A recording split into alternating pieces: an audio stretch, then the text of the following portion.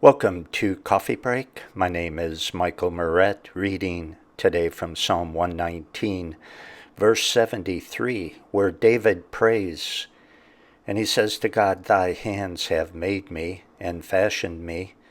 Give me understanding that I may learn thy commandments."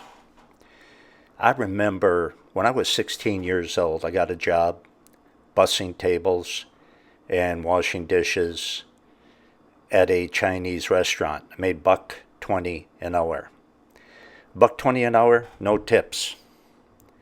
And I saved up and I bought my first car. It was 11 years old.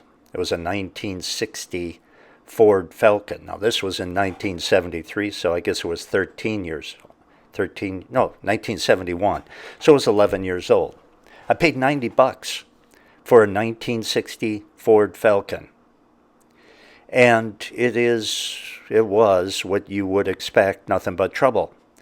Laying in the snowbank with a wrench and a hammer, trying to change starters and generators and do all sorts of stuff like that, not knowing what I was doing, and freezing, and it was one thing after another with that car. I was so happy to get it at first, but then after a little while it became a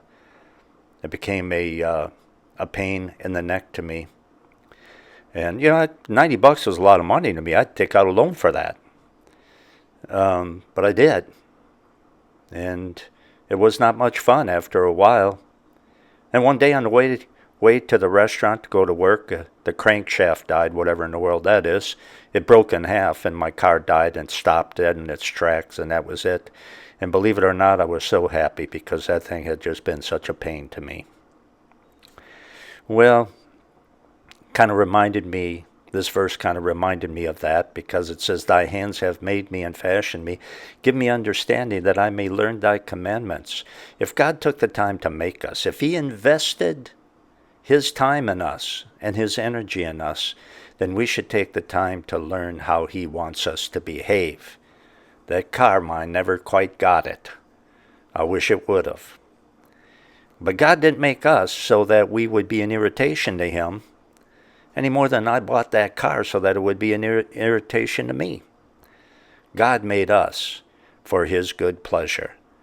And if you've ever bought something, paid money for, or invested time and money in something or someone that was nothing but an irritation to you, then you got an idea maybe of how God feels when we sin against him.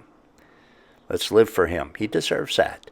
This has been Michael Moret with another Coffee Break.